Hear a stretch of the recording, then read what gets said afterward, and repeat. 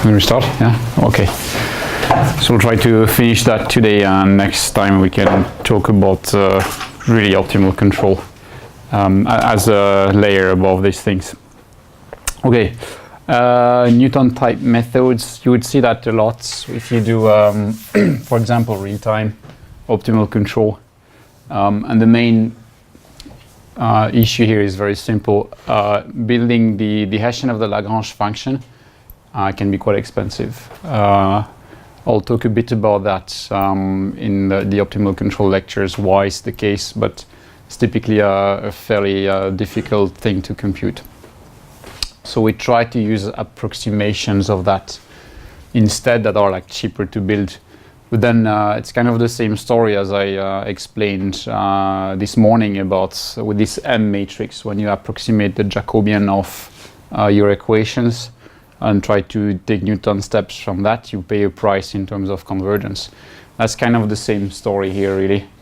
Yeah, that's related to this root finding problem when you have an approximate Jacobian.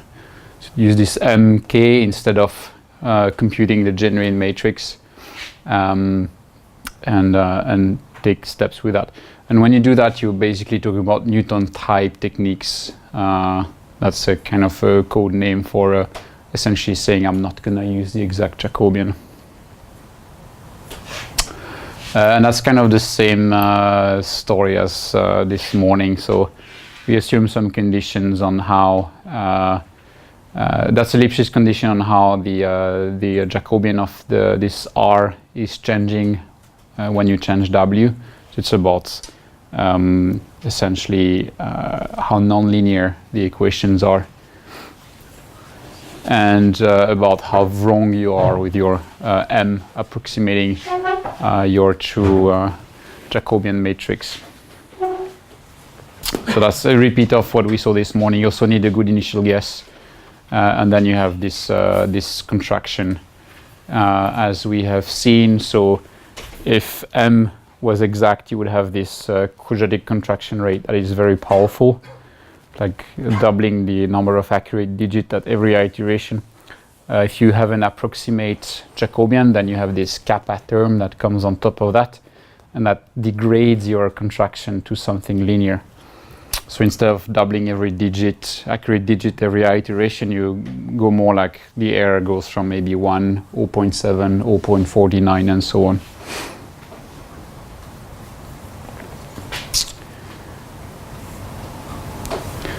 And here are some simple examples of approximations. No, sorry. First, now, yeah, that's a very good result, actually.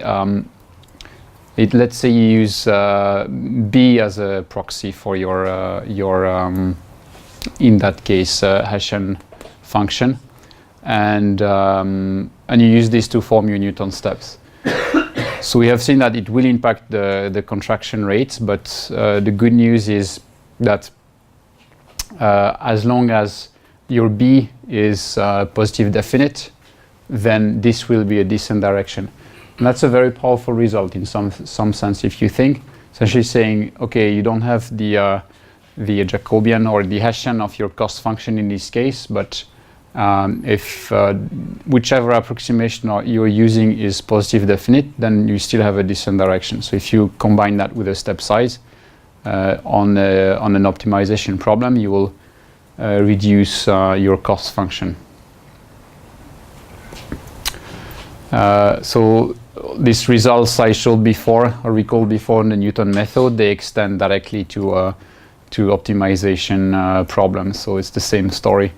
So if you have SOSC, a Lipschitz condition on the Hessian of the cost, that's matching the Lipschitz condition in Newton, and also this compatibility condition. So the your Hessian approximation is good enough with this kappa as well. You have the same kind of results, which here I break down into 3 different categories of convergence, which will match different methods of approximation for the Hessian.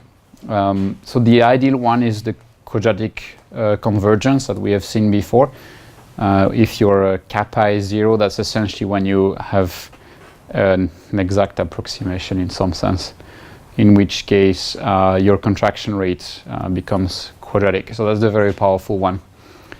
The worst one is linear, and that's when you have essentially an approximation of this of your Hessian that is possibly good but not improving over the iteration. So essentially this term here will be kind of fixed over the iterations or kind of floating in the same ballpark.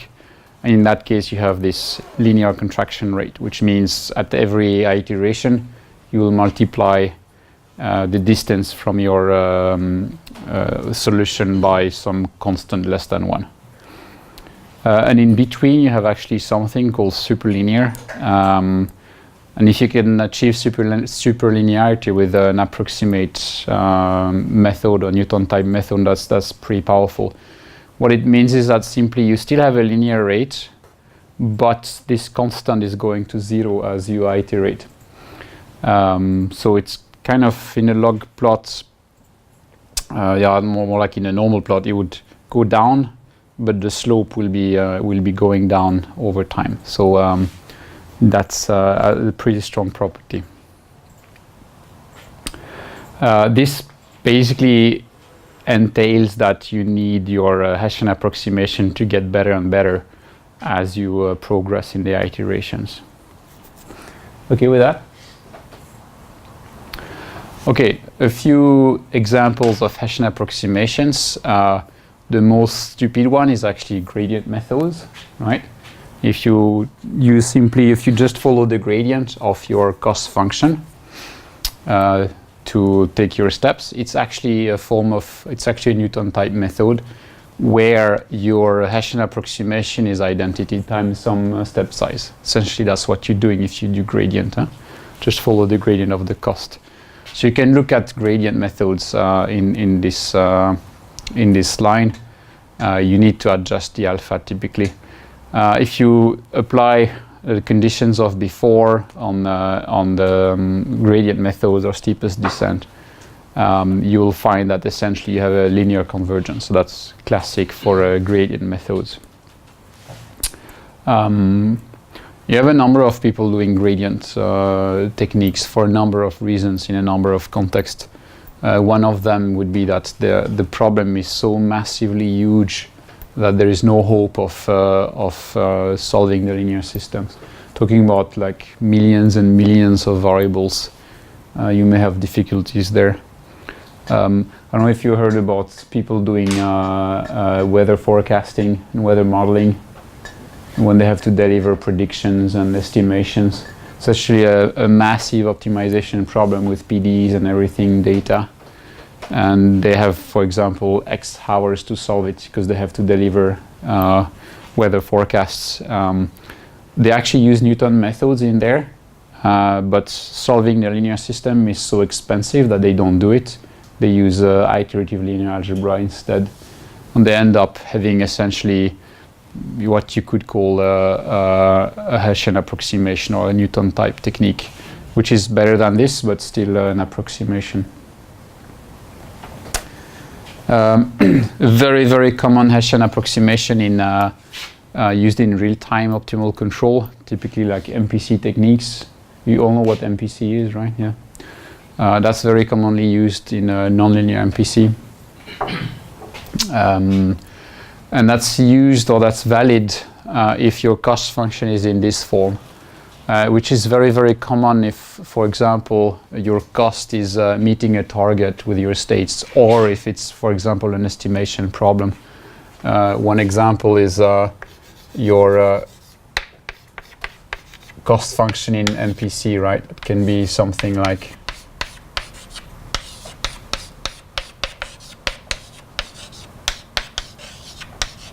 I can essentially see that as some form of 2 norm on XU, right? So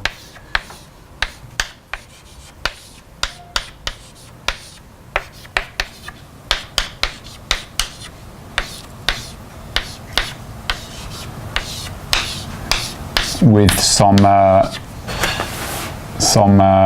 matrix here, or you can even write it essentially in this form, for example.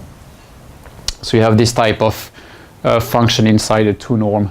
So if you have that, the Gauss-Newton Hessian approximation, I don't know, have you heard about Gauss-Newton before? No? Okay. That's quite classic. If you see that again in papers, what people mean by that is that they will use as a Hessian approximation, essentially, you can look at it that way. If you calculate the exact Hessian for that function, you would observe that it actually looks like this. So it's based on the gradient of this R inside the 2 norm times itself with a transpose. So it's like building a matrix like this. And then you have terms that involve the second order derivative of this R. And Gauss-Newton is essentially just ignoring that term. That's valid if R is not very nonlinear and this Hessian is hopefully small. If R is linear, this term disappears. And if at the same time or in conjunction R is small. So when you do, for example, control, you want to achieve something like I want my X to be close to some targets. This R would typically be hopefully small if you're close to your target. So this kind of contribution would disappear or become small enough. And then you use just that. And you often want to add some extra term here, because this thing here can be rank deficient depending on your problem. So you want to fill up the rank deficiency with some helper, some constant time identity. So yeah, you have a good approximation if this Hessian is small and or R is small. When you apply Gauss-Newton Hessian approximation on problems with constraints, you will actually dismiss the contribution of the constraint. So this the terms that would enter, for example, if you have equality constraints, this term here, you will just not compute it at all, and you will pretend it's small. There are also good reasons for dismissing it in a number of problems. It's mostly related to, well, either G is not very nonlinear, or the lambdas are small enough, then you can forget that term. So when you do real-time and MPC, for example, that's very common to do that. And it works fairly well in practice. So what about the convergence? It can be linear.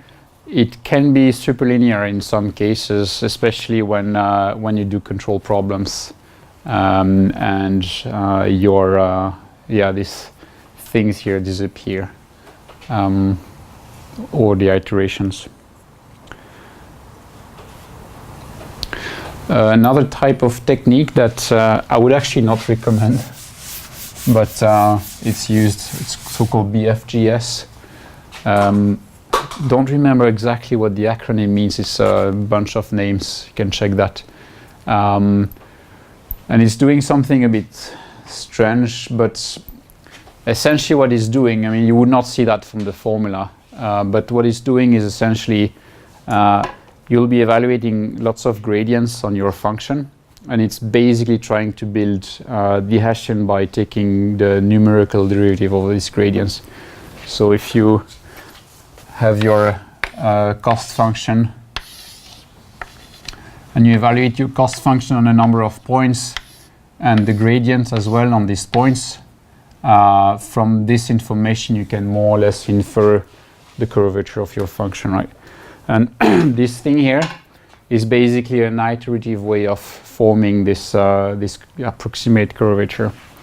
So you can read about this a bit more if you want. It's essentially what it's doing. And what happens here is as you take iterations and as you evaluate gradients and use them to update this Hessian approximation, you gain more information about the curvature, and you will tend actually to compute the correct Hessian over time. So this B actually becomes, or supposedly becomes, better and better over the iterations. So if you remember in this 3 cases with the colors I made, the superlinear one is if the Hessian approximation improves over the iterations. That's an example of that. There's a small trick to make sure that this iteration keeps positive definite Hessians. It's called the Powell's trick. Yeah, so you can, in theory, show that B tends to the exact Hessian over the iteration. So this kappa terms that disturbs the convergence, it goes to 0.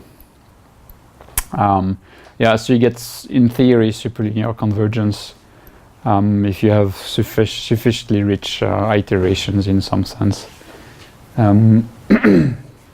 In practice, I've never observed that BFGS is very useful for optimal control.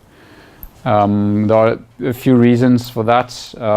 One is that it typically, if you have a lot of variables, it typically takes an awful lot of iterations before the Hessian becomes useful. And before that, typically you start from identity in your Hessian or whatever is a decent approximation. So you start with a very poor Hessian, and then hopefully you gain some information over the iterations. But it's often very tricky to get a good behavior. The second problem is that the formula will tend to spit dense Hessians. So the matrix you get out of that would typically be full of numbers. And we don't like that in optimal control because we have large problems. And if you compute the Hessians correctly, these Hessians are sparse actually. And you can use that to speed up your iterations. We'll discuss that in future lectures, but you don't have this property with BFGS, and that's a bit annoying. Have you heard BFGS before? Just curious. Yeah, some. Yeah, cool. Have you used it with? No.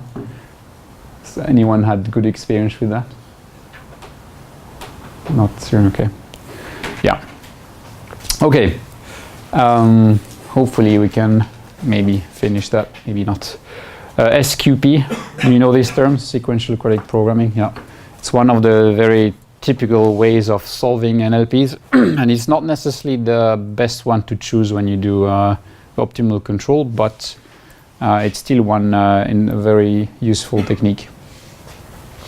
So if I get back to my map, I'm now talking about this block here. So solving NLPs, you have the underlying KKT conditions, and that's one way of approaching the problem. And the other big family would be interior point methods. You have a few other techniques, but these are the most used ones. So we'll talk about this one here. Yeah. So basically we discussed a lot in this Newton lecture how you solve the problem if you have only cost function, so essentially just solving that condition, or if you have equality constraints, so you're basically solving just these two conditions. Now we should discuss how you include also inequality constraints in the problem. And SQP is one way of doing that. And now I can discuss a little bit what is so problematic with actually this condition here. This is actually the really annoying thing in your KKT conditions. The inequalities, we could deal with that, but this is annoying. And so remember, this is essentially a contact problem. It's saying essentially if the solution is touching my constraint, I can push back with the constraint, otherwise it cannot, right? Have this effect. So essentially it's saying that mu and h cannot be non-zero at the same time. If mu is 0, h can be non-zero. If h is 0, mu can be not 0, but not the two at the same time. And if you sketch this, essentially this condition, mu times h is 0 in a 2D plot. So I have my mu's on this axis and my h's on this axis. And so the h have to be negative and the mu's have to be positive. I will get something like this. So the set of points satisfying this condition are essentially these two lines, right? I cannot have h positive and I cannot have mu negative. And if you think about it, these two branches are fairly simple. Here h is negative, so the constraint is not active. Here it starts touching the 0, so the constraint becomes active. At this very point, it's weakly active. Both h and mu are 0. And then when you move up that branch, you have h is 0, and then the mu changes. So the force with which the constraint pushes back is increasing, right? But essentially, when you are searching for a primal dual solution, solving these equations, you have a lot of equations to solve and a lot of variables, but if you focus on one of these conditions, the points have to be moving along this thing here, right? Okay. Now we have a big problem with that guy, because this manifold along which we have to move, it's non-smooth. You have a corner here. And Newton is completely unable to deal with that. So if you are at this point here, for example, and you use Newton, what it's going to do is it will basically build a linear approximation of this thing, which is basically that line. And Newton will not be able to understand that the next step has to go up here, because all it sees is this thing here. And it has no way of understanding this corner, right? So Newton has no way of handling that thing here, cannot deal with that. Okay, so that's a big problem. Okay, so how do we get out of there? The first approach, SQP, is to hide the problem further down in the tool chain. I will explain what I mean by that. But I have to go back to this quadratic model interpretation I used before. So remember, if you have a purely equality constraint problem, your Newton directions are the same as solving the QP here, and you get your dual variables as a byproduct of solving the QP. So solve the QP, you get a step on the primal, and you get an update for your dual variables. Okay, we can use the exact same idea. Oops, sorry. You can use the exact same idea on problems with inequality constraints. It works as well. So if you have this problem here, you can form a QP that is made of the same stuff as before. So it's somehow a quadratic expansion of your cost in the problem. It's based on the Hessian of the Lagrange function that now contains mu, gradient of the cost. So that's the same as before. I just have this extra variable. A linearization of my equality constraints and a linearization of my inequality constraints, right?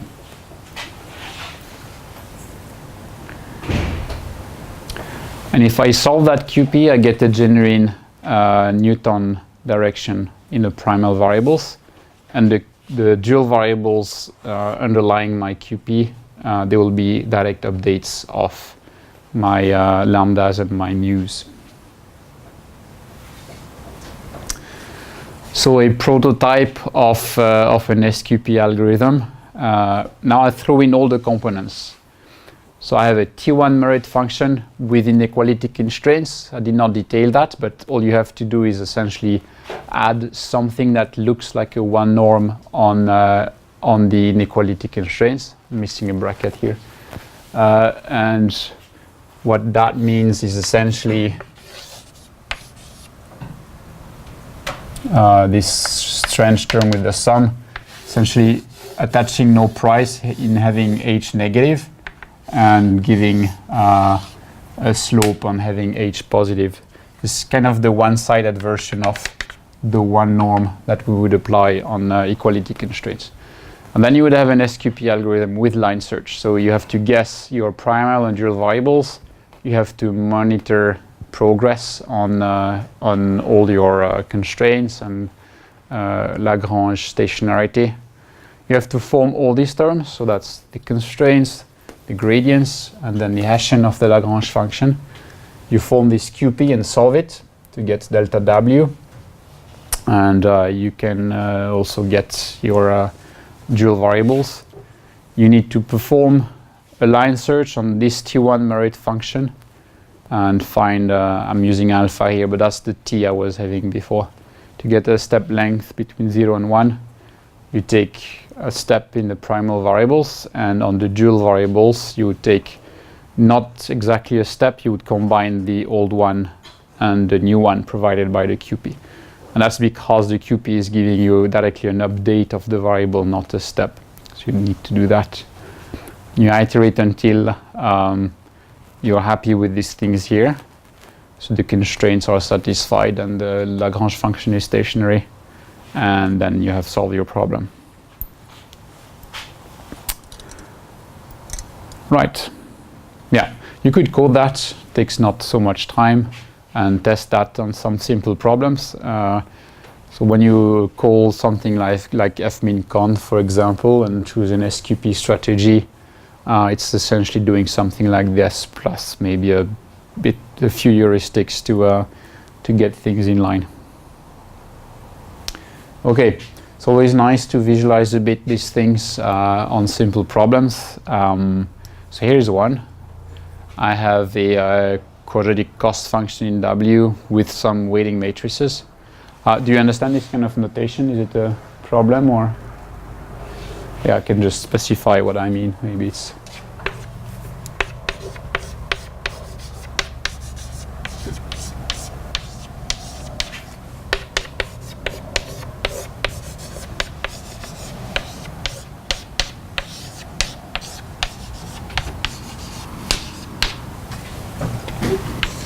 Yeah, it's just a short way of writing a quadratic form with a weighting matrix.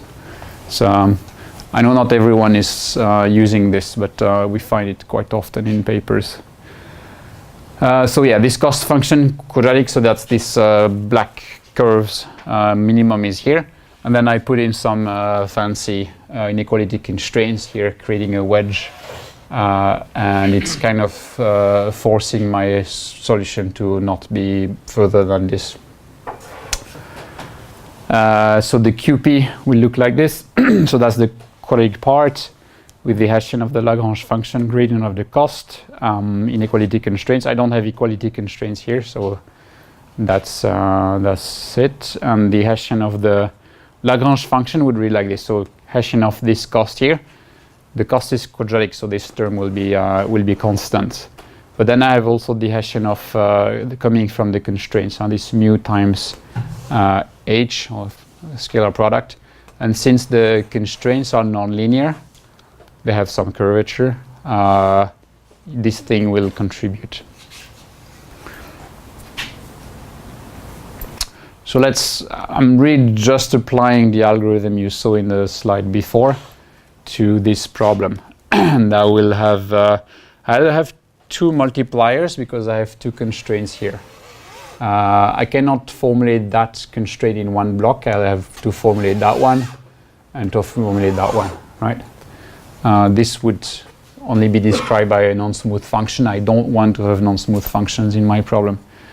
So I'll start with an initial guess on the multipliers at 0 and on the primal variables here. And that's the residual of all my functions, like stationarity of the Lagrange function and constraints and so on. Okay, what SQP will do with that, at this point here, it will form a linearization of the constraints. Okay, but we're quite far away from the constraints, so the linearization is not very good actually.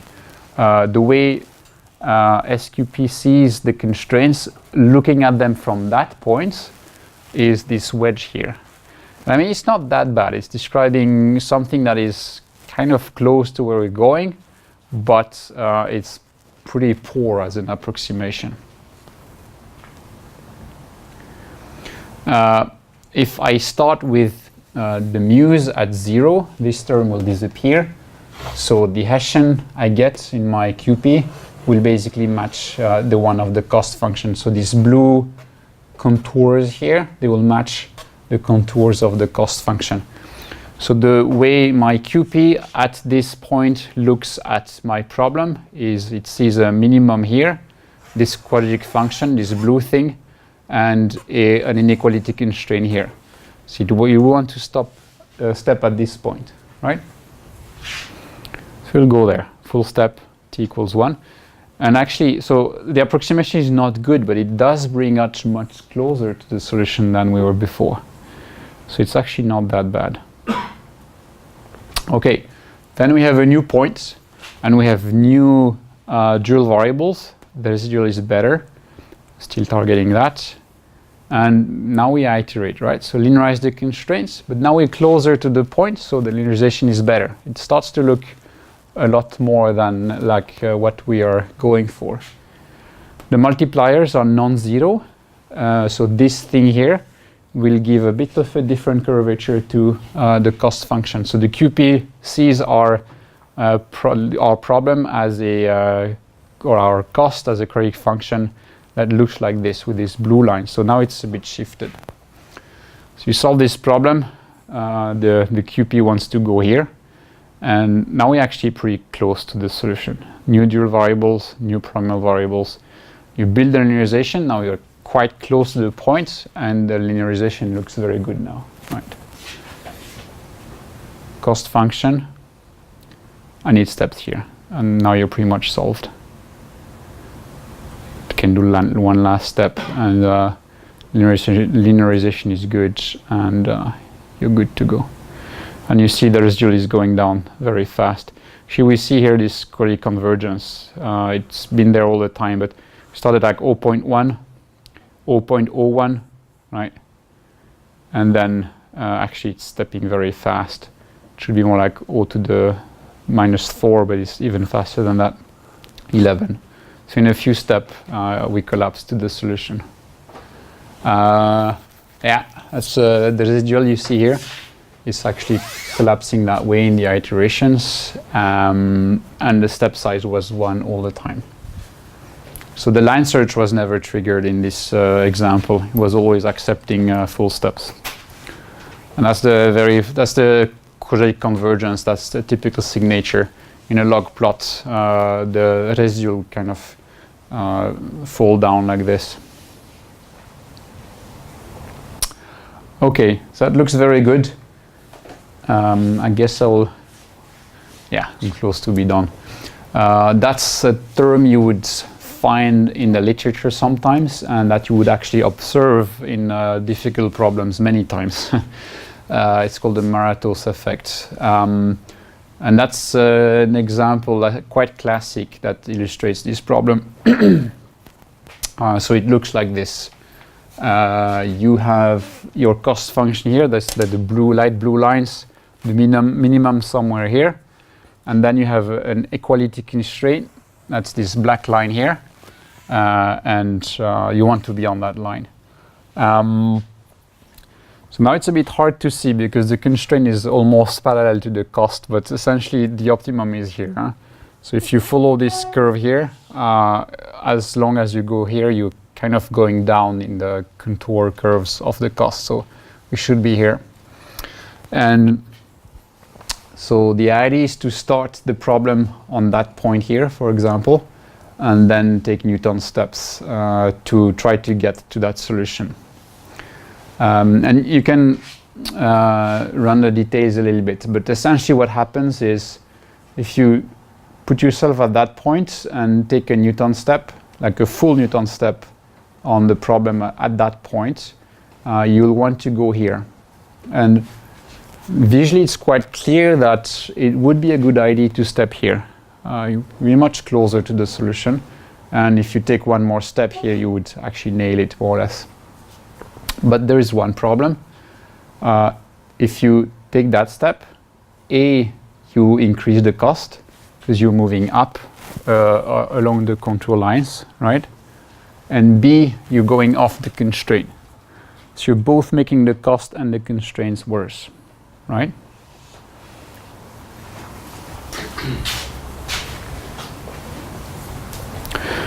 So you should take a full Newton step here, but you actually increase both your cost and constraints. And if you try to form some kind of penalty function to assess how good is this new point, you don't really have any way of seeing that it's a better point because you've just made everything worse.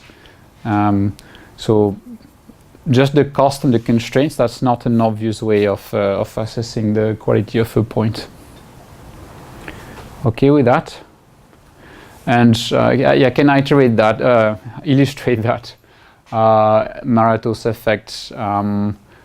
Here I created a slightly different example, but you can trigger that. So you have the cost function here, minimum over there, some inequality constraints there. And I started the problem up here and applied a Newton iteration. And what happens is you may converge to the points. It's actually following this part of the constraint here, but it's really, really creeping towards the optimum. And that's because the line search really struggles to accept two-step. And you have this effect. You actually see very clearly here this two-step convergence, the damped phase and the quadratic phase. So you're taking very, very small steps for a long time until you get close enough to the solution and move to the quadratic phase. You really see that in practice, and you would see that on many difficult problems. And the effect is that the residual is improving very, very slowly. It's very slowly going down. It's hard to see. And just on the last few iterations, it's collapsing to very small values, like machine precision. Okay with that? Yeah, cool. Okay, that's almost the last one. Yeah, maybe we'll just finish that.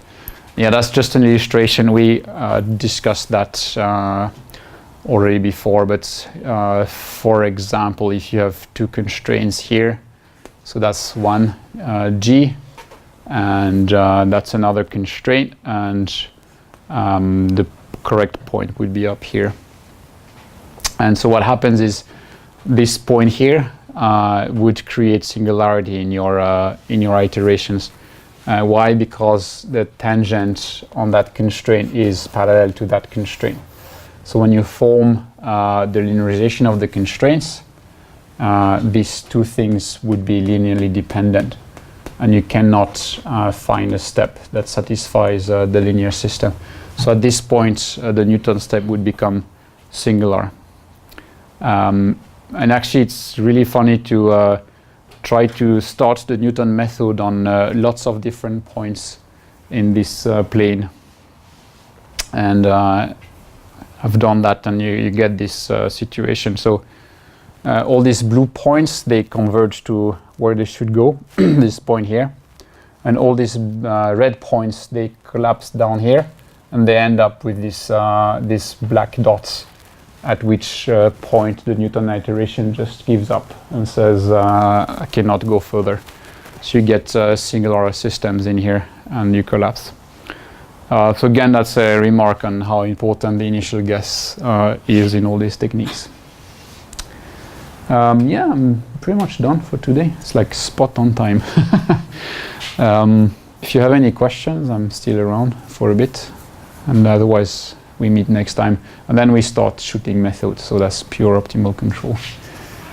Yeah. I have a question. You said that the difficult part was the h times mu equals 0. Yeah. But where did this problem go? We actually, yeah.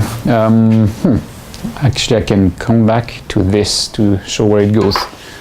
So when you do SQP, you have moved this problem in the QP solver. So you basically handle this problem inside the QP solver, and then the QP solver has to deal with that. So that I was saying, you're hiding the issue down further down in the tool chain. When interestingly enough, at the moment, the fastest QP solvers are based on interior point methods. So we go back to this block where I will explain how to deal with this corner efficiently. And there could be a question, if you use interior point techniques in the QP solver, why not cutting the chain and going there directly? And there are some reasons for doing that, which we can discuss as well. Cool, yeah.